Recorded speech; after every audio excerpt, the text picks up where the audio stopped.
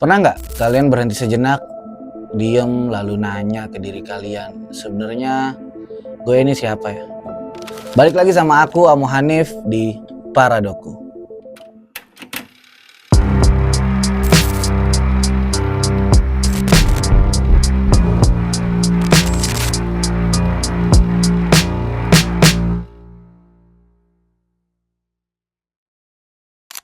Di tengah dunia yang makin bising, di antara tren yang berganti tiap detik, kadang kita lupa bahwa kita berasal dari akar yang kuat, dari tanah yang subur, dari budaya yang bukan sekedar ornamen.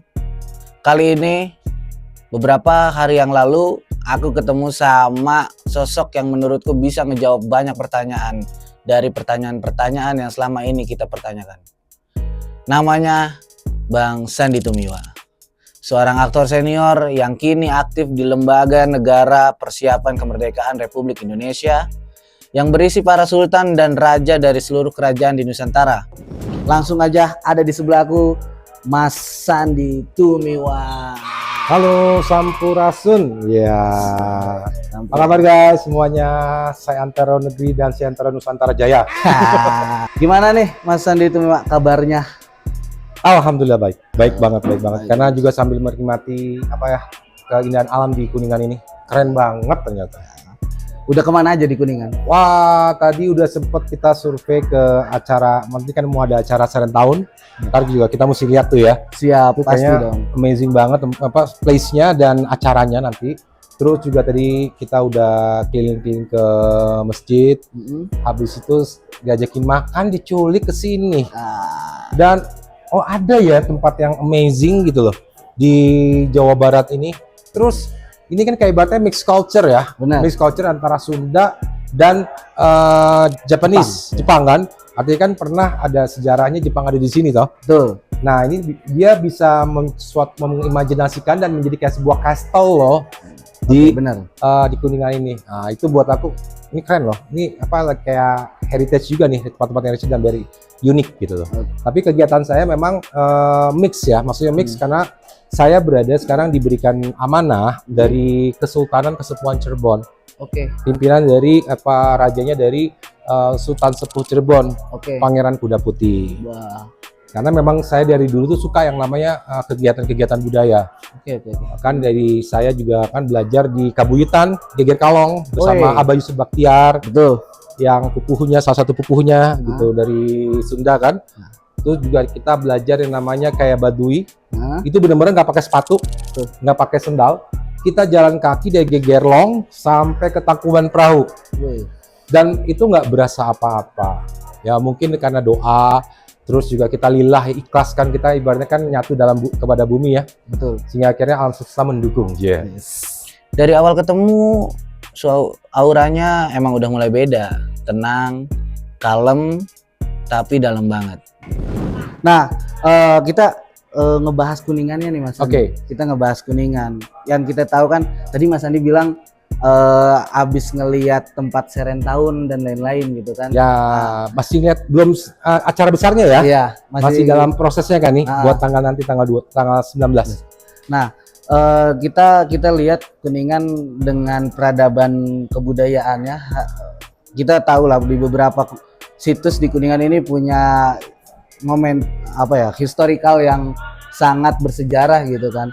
Nah, menurut Kang Sandi sendiri gitu kan, Mas Sandi sendiri pernah nggak ngalamin hal bicaranya mungkin ikatan spiritual di Kuningan ini kayak gimana gitu tuh, bicara tentang kebudayaan yang ada di sini. Nah, dasarnya gini, kalau pakai bahasa Arab ya, tapi kita bukan orang Arab ya.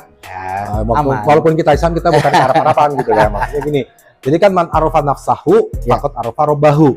Barang siapa mengenal sejati dirinya, niscaya dia akan mengenal Allahnya, atau mengenal Tuhannya. Jadi kan mengenal diri.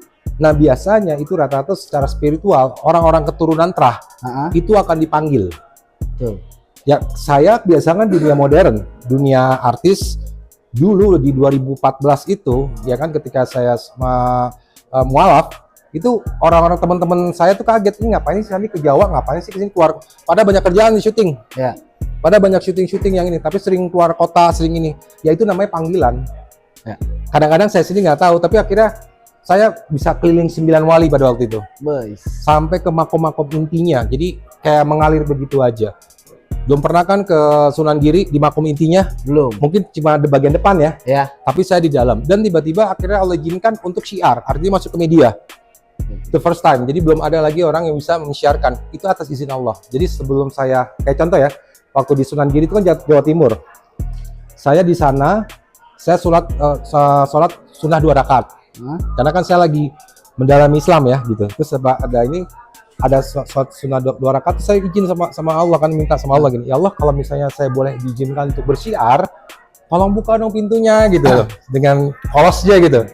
Terus tiba-tiba ada suara kayak seorang wanita bilang gini, pintu sudah dibuka Sandi. Nah pas selesai salam, terus tiba-tiba ada bunyai dari Jawa Timur kan ngomong sama saya, Sandi pintu udah kebuka tuh kuncinya, ayo masuk. Nah masuk. Itu banyak kejadian kayak gitu. Jadi kayak misalnya di Sunan Gunung Jati, saya kan 2015 tuh, itu mengalir aja. Jadi misalnya saya lagi datang, aku pengen dong ke sana gitu, pengen dong ke Cirebon, ke Sunan Gunung Jati pada waktu 2015. Oke, ya kan? Akhirnya saya ketemu Pangeran Patih di Kanoman, terus dikasih surat Kanoman. Nah setelah itu saya bisa ke Sunan Gunung Jati, bisa ziarah di sana langsung di makom intinya. Nah di Sunan Kudus saya juga akhirnya tiba-tiba saya cuma ngobrol, ada salah satu ulama dampingi saya cuma berdua tuh ya. Tiba-tiba ketemu juru kuncinya yang udah tua nganterin saya langsung ke makom intinya Sunan Gunung Jati, langsung ke makom intinya.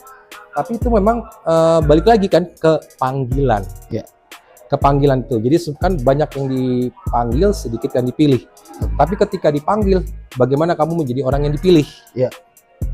Ya kan, namanya kesadaran diri atau kesadaran atau dibilang spiritual awakening. Nah, spiritual awakening itu mengenai keseimbangan. Kalau misalnya Ari Ginanjar ya, tahu kan? Tahu. ISQ. Jadi seimbang dalam spiritual, seimbang dari intelektual, dan seimbang dari emosional. Kita mesti seimbang. Kalau kita terlalu spiritual, jadinya disangkain orang gila. Lah saya pernah di posisi itu. Ngobrol sama Kang Sandi bukan cuma soal adat, bukan cuma soal upacara atau simbol-simbol, tapi soal hidup, soal jati diri, dan soal warisan yang kadang udah mulai dilupain sama banyak orang. Makanya dibilang ini ngapain sih orang keluar kota, ke ziarah-ziarah ke makam-makam, bilang klinik, dibilang dukun dan lain-lain. Enggak, saya pengen ngejalanin aja, menikmati perjalanan itu. Tapi setelah akhirnya saya kembali lagi syuting, jadi ada keseimbangan gitu loh. Dan akhirnya saya di dalam perjalanan itu mendapatkan sebuah ilmu. Dan tadi dibilang dasarnya kan, mengenal sejati dirinya, kita akan mengenal Tuhan kita. Nah, ketika kita mengenal sejarah di Kuningan, itu pasti akan para leluhur, para elders atau para resi atau para pupuhu, Sanghyang itu pasti akan memanggil turunan-turunannya untuk berbakti kepada daerahnya, kepada negerinya. Karena apa yang saya belajar dari Kesultanan Cirebon, dari Pangeran Kuda Putih, bahwa raja-raja di Nusantara ini dengan lillah, dengan ikhlas memandatkan kerajaan ini untuk Indonesia untuk dikelola. Ya kan, berarti sekarang kalau kita bilang founding father, ya kan, kita bilang founding father. Nanti kan tinggal jadi tadi semua ya, founding father. Nah, ternyata founding father itu nggak cuma satu loh. Ya kan, founding father gitu, para perintis. Nah, ternyata setelah saya mempelajari itu,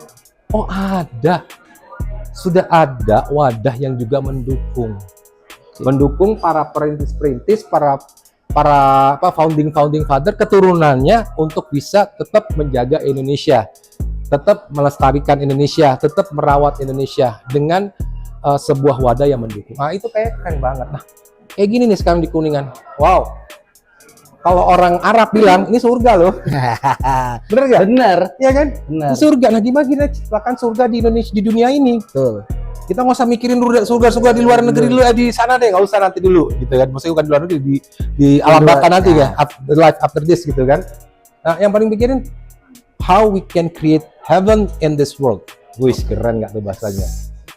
Kita mulai dari hal yang mungkin kelihatannya sederhana. Kata Kang Sandi, kita ngobrolin aja tentang kain dulu. Nah, kain itu bukan cuman kain, tapi itu identitas. Itu doa, itu filosofi hidup yang ditenun, dijahin dan diwariskan oleh para leluhur, oleh para orang tua kita secara turun-temurun. Ya, itu kain. Setiap motif, setiap warna, setiap simpul benang punya makna, punya ceritanya sendiri. Tapi mirisnya hari ini banyak anak-anak muda, kalangan muda yang mulai malu pakai kain, malu pakai ikat, malu datang ke upacara adat, takut dibilang kuno, takut dibilang nggak modern. Padahal tanpa kita sadari budaya itu adalah fondasi utama yang bikin kita tetap berdiri, bikin kita tetap ingat siapa jati diri kita sebenarnya. Nyenggol-nyenggol klinik gitu kan. Nah, anak muda hari ini kan kalau ngomongin kebudayaan tuh kadang-kadang dipandangnya mereka itu ketika cinta budaya malah bicaranya klinik gitu. Kayak contoh aja, Mas Andi ketika anak muda hari ini Mas Andi pakai ikat, mau jaga hujan di mana? Iya nggak sih? Iya. Anaknya Barara nih. Iya. Nah gitu. Maksud aku coba sedikit mau nanya ke Mas Andi, gimana nih cara ngedukasi anak-anak muda bahwa ya berkain, pakai ikat tuh ya ini kebudayaan, bukan klinik, bukan sesuatu yang gimana-gimana gitu. Ginilah, saya pengalaman aja ya. Ketika saya datang ke sini kan, ini kan dengan kru-kru yang kerennya anak muda nih ya, ganteng-ganteng dan keren-keren dan cantik-cantik. Saya kaget loh dan amazed loh. Pas saya datang, wow, ada yang pakai kain begini, tapi tetap keren loh. Ya. Kayak you. Nah. Ya kan dengan style begini, pakai Nikes, pakai sepatu Keds, pakai kain culture, terus pakai kemeja, tetap keren. Jadi saya bilang kalau pakai budaya atau pakai pakaian kebaya atau pakaian ini nggak keren, keren kok menurut aku, ya kan? Dan aku yakin yang lain juga keren. Pas brother kita nih niatin video naik motor, gas pakai kain, ya, wih keren loh gitu loh. Kenapa? Orang udah bosen dengan yang stereotypes. Tuh, gitu loh. Anak-anak muda ini benar-benar sangat kreatif. Kenapa? Dari kecil mereka sudah disuguhkan warna, ya kan? Dari kecil biar nggak dimarahin sama orang tuanya, biar orang tua yang nggak pusing, nih pakai YouTube suruh nonton ini. Artinya mereka sudah disuguhkan warna. ya. Dan kita harus nggak bisa menampik itu. Maksudnya para kita ini kita sadar bahwa anak-anak muda sekarang harus didukung. Kenapa? Mereka bisa memadu-madankan, memix and match-kan antara culture dengan warna-warna budaya dengan yang kehidupan sehari-hari. Dan menurut aku itu good. Nah makanya aku sangat mendukung gitu. From this day aku punya pengalaman itu dengan kamu dan yang lain-lain yang ada di sini. Gitu loh. Nah, jadi terus lanjutin, terus aja kerennya pakai itu. Jadi punya warna dan nuansa sendiri gitu. amin. Semoga nih anak-anak muda tetap tergugahkan gitu kan. Yakin pasti. Jadi membangun sesuatu itu kan emang harus from the bottom dan konsisten. Jadi ya kan, betul. Kita juga kalau bisa membuat suatu hal yang baru tidak menjadi follower, tapi make us a creator. Don't be a follower. Nah sekarang aku ngeliat kalian ini kreator loh yang benar-benar mempunyai suatu hal yang mungkin di zaman aku bilang ini aneh. Ya. Mungkin di zaman aku dibilang ini klinik, tapi enggak. Pas aku ngeliat kalian, enggak, kamu emang suka klinik gitu? Enggak juga. Suka ke Gunung Kawi enggak? Enggak juga. Ya udah. Kang Sandi juga bilang ke aku, kita ini lagi hidup di zaman yang semuanya gampang masuk. Budaya itu udah kayak air, bisa masuk lewat film, lewat musik, lewat fashion, lewat buku. Dan kalau kita nggak punya wadah yang kuat, kita nggak mampu, nggak punya akar yang kuat, kita bakal hanyut, hilang, tenggelam. Tapi bukan berarti kita harus sama kayak budaya luar ataupun anti dengan budaya luar. Bukan. Masalahnya adalah kalau kalian cuma ngikutin budaya luar tapi nggak paham sama budaya kalian sendiri, so apa yang harus dibanggakan? Pelan-pelan kalian bahkan lupa jati diri kalian itu siapa. Terus aku nanya lagi ke Kang Sandi, Kang, gimana sih sebenarnya cara biar si anak muda ini dan budaya ini juga nggak punah gitu. Anak muda senang, budayanya juga nggak bakal punah. Biar tetap relevan buat anak muda zaman sekarang. Jadi gini, jangan salah. Kan kita ngomong globalisasi, ya kan luas. Kan saya bilang tadi, ada titik yang namanya kalau terlalu stereotype, mereka bosen. Ya. Sedangkan di luar negeri, mereka tuh udah kebiasaan seperti itu, mereka juga bosen. Mereka kan butuh satu warna yang baru di luar negeri lain, maksudnya di tempat lain. Ya. Nah, kita ini kan tinggal ngangkatin aja semua hal yang baru, hal yang nggak bisa mereka dapatkan di sana. Oke. Kayak contoh deh, misalnya negeri Arab, mereka kan cuma ada tandus dan padang pasir. Pasir. Mereka kesini seneng nggak? Seneng. Maka sini kan bisa membantu PAD dan semuanya Ya, kan? betul. Karena kita terus mengangkatkan bahwa this is heaven. Ya. Masyarakatnya ramah tamah, seru, asik, dan bisa welcome kepada kalian. Berikut juga nanti di daerah-daerah lain, misalnya kalau kita ngomong modernisasi, contoh di daerah-daerah yang sudah high tech ya, mereka juga pasti pengen tempat yang asri, yang indah, yang bersih, yang nyaman, karena mereka butuh liburan pada suatu hal yang itu aja gitu loh. Kan everyday kan hidup itu tentang pengulangan waktu. Betul. Pengulangan sejarah. Jadi di situ. Makanya kan kadang-kadang kita ini diberikan kesadaran, atau dibilang kalau zaman sekarang dengan kerennya namanya kesadaran 5 dimensi. Ya kan? Pernah dengar nggak itu? Aku pernah. Pernah dengar kan? Pernah dengar. Kesadaran 5 dimensi atau spiritual awakening. Ya, itu di saat kita tuh sadar bahwa hidup nggak begitu-begitu aja. Gitu loh. Hidup tuh nggak seperti itu aja. Jadi nggak yang muter begini. Kita harus keluar dari situ. Sehingga akhirnya gue sadar, oh ya, berarti gue harus melakukan suatu hal yang lebih, more than that. Ya kan, gue punya kreatif ini dengan kondisi, ibaratnya tau gak sih 5 dimensi, itu kan tentang perspektif.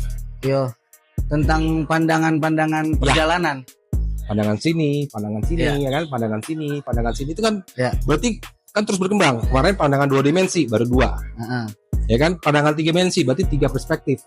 Pandangan 4 dimensi, berarti ada 4 perspektif. Nah, semakin dia berkembang, knowledge-nya berkembang, spiritualnya berkembang, emosional, dia akan mendapatkan pandangan yang lain. Nah, itu berguna banget buat anak-anak muda yang mempunyai kompetensi itu. Nah, disitulah yang kalau kita bilang para leluhur, kita ini semua nih, saya ini kan udah menuju ke kolonial ya.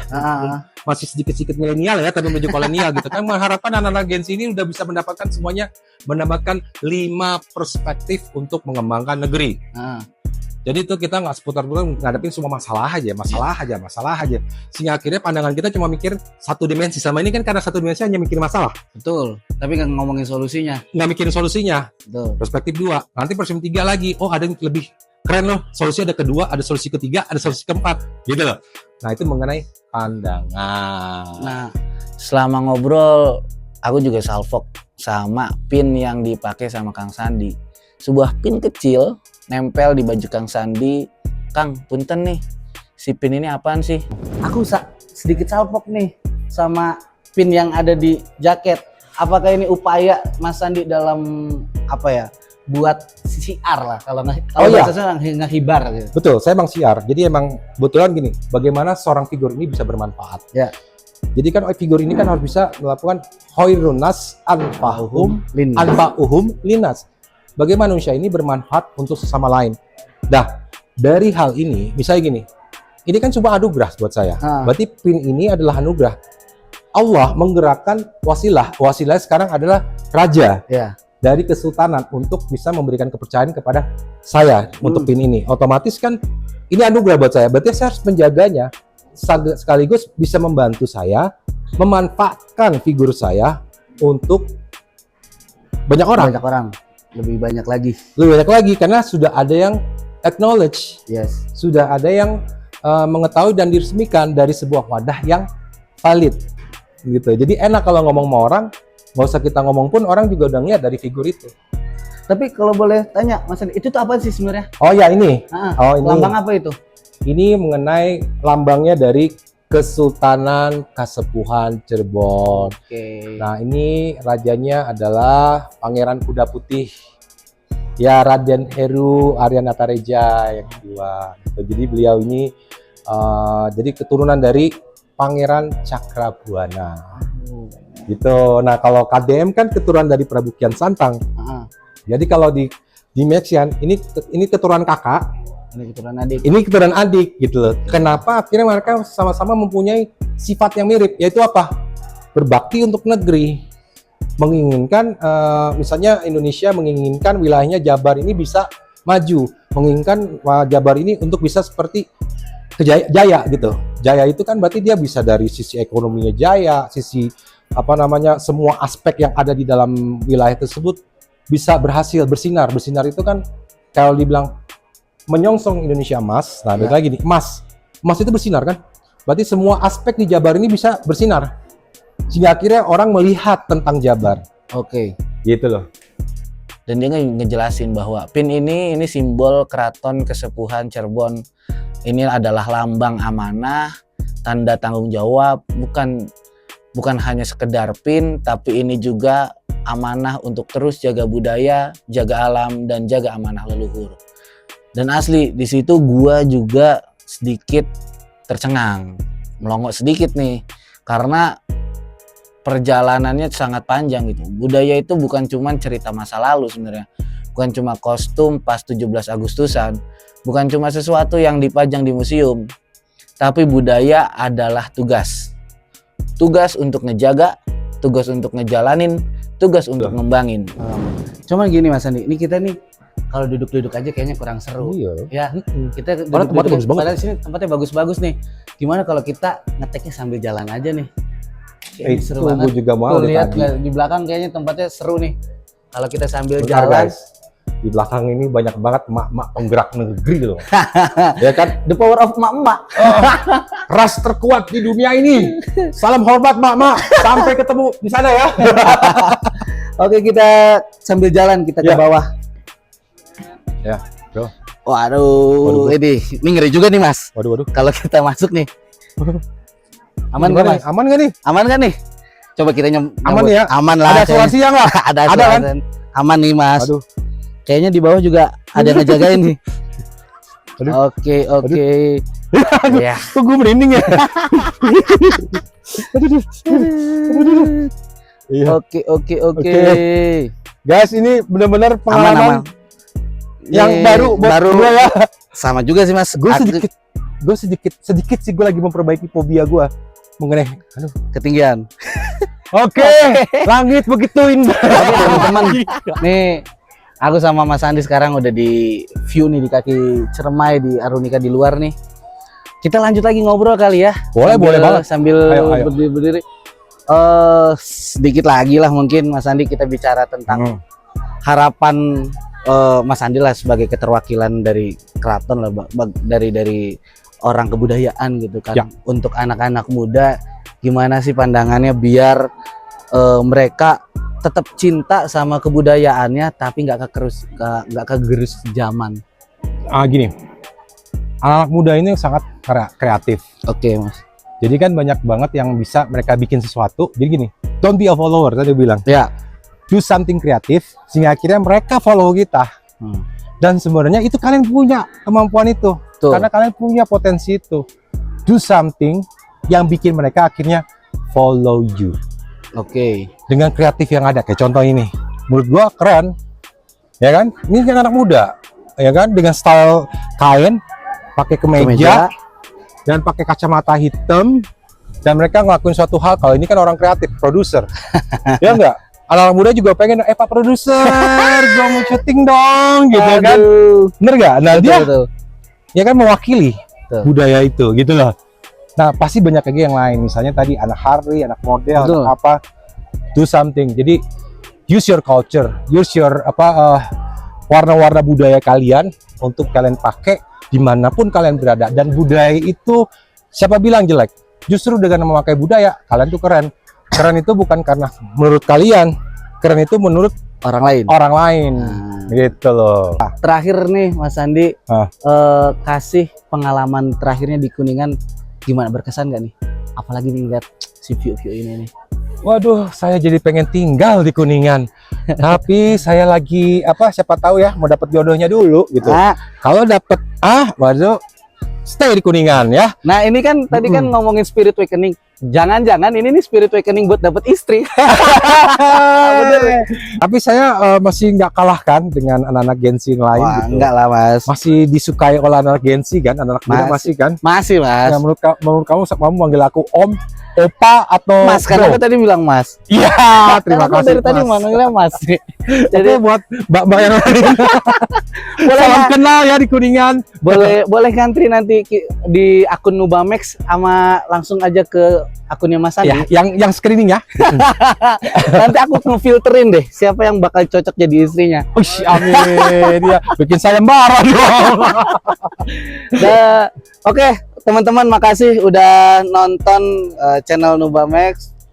Jangan lupa follow Instagramnya Mas Andi Tumia. Apa nama Instagramnya Mas? Oh, Instagramku Sandi Tumiwa Official, centang biru. Oke. Terus kalau mau cek Wikipedia ya. Nah, ini aku kasih ilmu sedikit.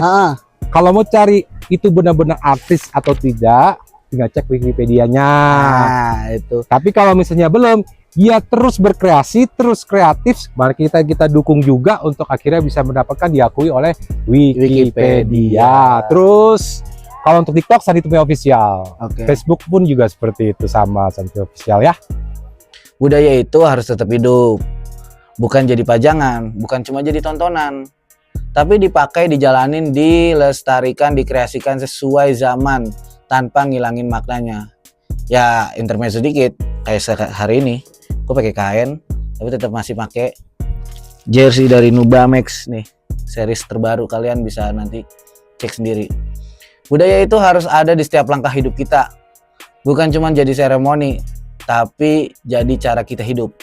Ngobrolin budaya nggak afdol kalau kita nggak bahas tentang serentahun yang dilakukan oleh teman-teman dari masyarakat adat di Paseban Tritunggal Cigugur. Satu upacara adat yang dilaksanain setahun sekali. Buat sebagian orang mungkin kelihatannya cuma festival, cuman rame-ramean doang. Tapi sebenarnya ini adalah ritual rasa syukur, sebuah cara nenek moyang kita dahulu, cara bilang terima kasih sama alam, terima kasih sama bumi, terima kasih sama Sang Pencipta. Karena mereka sadar hidup ini nggak pernah bisa lepas dari apa yang ditanam, dari apa yang tumbuh, dari apa yang bumi kasih. Ada doa di setiap prosesinya, ada penghormatan di setiap gerakan, dan ada cinta di setiap hasil bumi yang diserahkan. Buat kalian yang nonton video ini, ayo mulai dari langkah kecil, hargai, jalani, pakai kain, ikut upacara adat, cari tahu makna daripada kebudayaan kalian sendiri. Biar budaya kita gak cuma jadi cerita, biar budaya kita tetap eksis, tapi tetap hidup dan tetap bernyawa. Jaga alam, lestarikan budaya, bangun karya, karena budaya itu bukan cuma punya masa lalu, tapi titipan buat masa depan.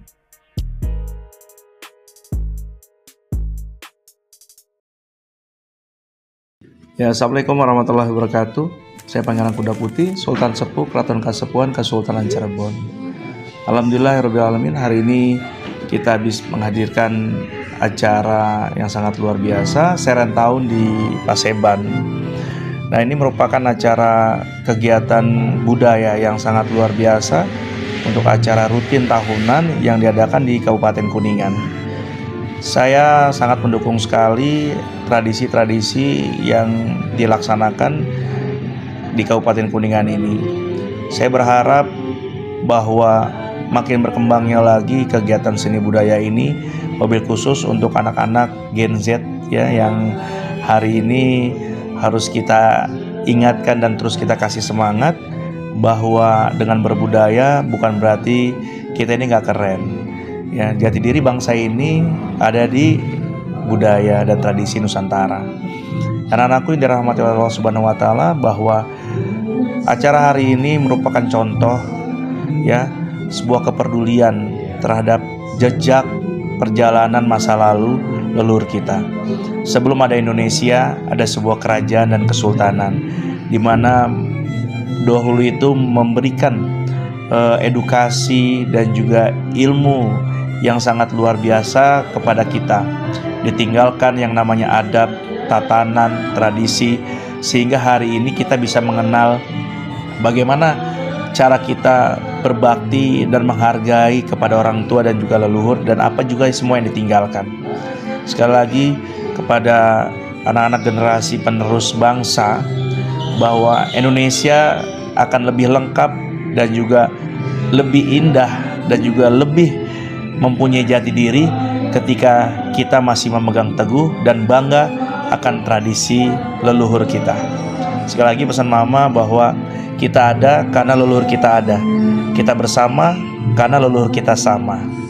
Kita bukan siapa-siapa kalau bukan leluhur kita menciptakan bahwa tradisi itu ada, sehingga hari ini kita bisa mengenal diri kita dan bisa mengenal siapa leluhur kita. Itu aja yang saya bisa sampaikan. Semangat terus untuk Nusantara, Indonesia Jaya, Indonesia Emas. Assalamualaikum warahmatullahi wabarakatuh. Sampurasun.